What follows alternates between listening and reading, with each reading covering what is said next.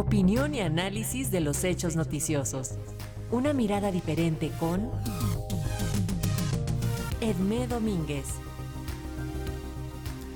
La doctora Edmé Domínguez Reyes, profesora en Relaciones Internacionales y Género en la Universidad de Gotemburgo, analiza el impacto que está teniendo la invasión rusa a Ucrania en los procesos electorales en Europa.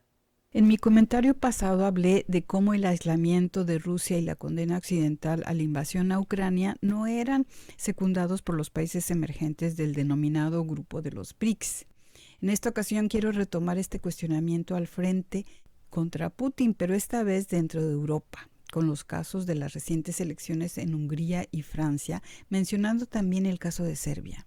Si bien la ofensiva militar rusa contra Ucrania no parece dar los resultados que Putin había planeado, pese al terror y masacres a la población civil, así como lo demuestran los casos de Bucha y Mariupol, los resultados de las elecciones en Hungría, Serbia y Francia parecerían compensar de alguna forma los reveses en Ucrania. Después de una campaña muy debatida que levantó las esperanzas en Bruselas de un cambio de régimen en la contestataria Hungría, Orbán, el polémico líder populista conservador, logró de nuevo vencer después de 12 años en el poder gracias a su aplastante poderío mediático, a su desprestigio de la coalición rival, aprovechándose de viejos errores de algunos de sus miembros y a la compra literal de algunos sectores sociales. Se gastó de más de 4.000 millones de euros para pagos extras a jubilados, exenciones de impuestos y aumentos salariales para la policía, militares y otros funcionarios públicos. Pero aparte de trucos legales e ilegales, con una red de corrupción ya bien establecida por doquier, el fuerte de Orbán fue su propia estrecha relación con Putin. Una relación que al principio de la guerra con Ucrania amenazaba ser su punto débil, resultó todo lo contrario. Orbán se mostró como el garante de que los suministros rusos de gas y petróleo seguirán, abaratando los costos energéticos de Hungría, pero además que con él no habrá guerra, cosa que sí hubiera sido una posibilidad, según él, de haber triunfado la oposición.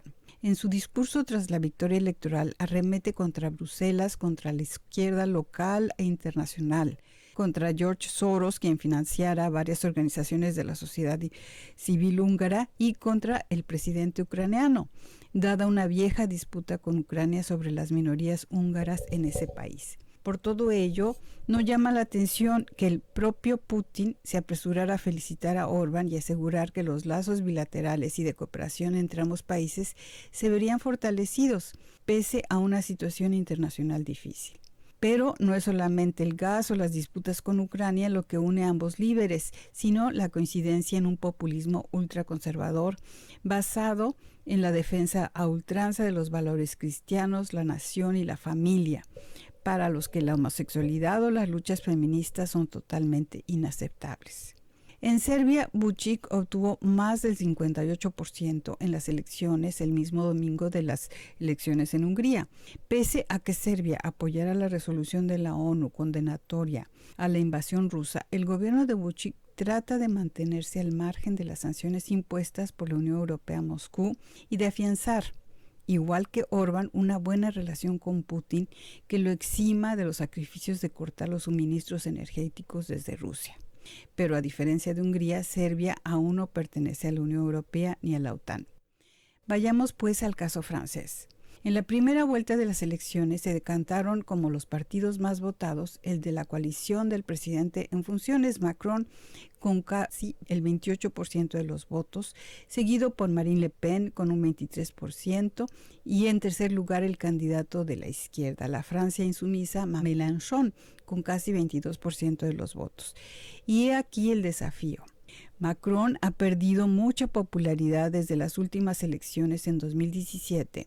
El conflicto con los chalecos amarillos, medidas neoliberales a nivel económico y más restrictivas a la migración, las fuertes restricciones antipandemia, además de una actitud que se ha interpretado como arrogante con poca participación en la campaña electoral, han debilitado su imagen. En cambio, su principal contrincante, Marine Le Pen, no solo se ha alejado de la extrema derecha y sus excesos racistas y homofóbicos, sino que se ha armado de una serie de propuestas populistas inconexas, pero que atraen a un mayor electorado. Además, aunque el líder de la izquierda, Mélenchon, ha advertido a sus seguidores que no deben votar por Le Pen, el odio de muchos de ellos hacia Macron los llevará a canalizar sus votos en contra de Macron o, en el mejor de los casos, a votar en blanco.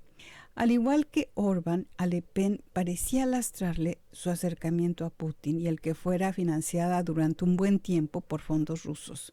Pero este acercamiento lo está revirando al prometer una política de alianza con Rusia apenas terminada la guerra. Un cuestionamiento de la OTAN y de la Unión Europea, aunque no plantea abandonar estas organizaciones, sino solo debilitarlas.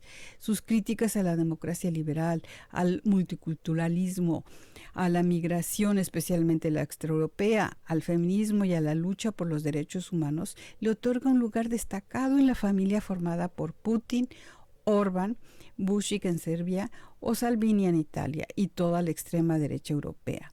Ni que decirlo, el triunfo de Le Pen en Francia replantearía todo el proyecto liberal de la Unión Europea y rompería el frente occidental anti-Putin. De manera que sí, pese a los reveses militares en Ucrania, Putin tiene razones para alegrarse.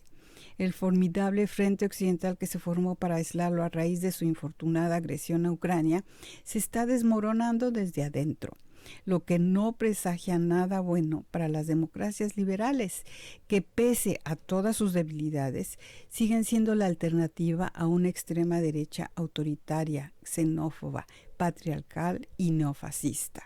Para Radio Educación desde Suecia les habló Edmé Domínguez Reyes.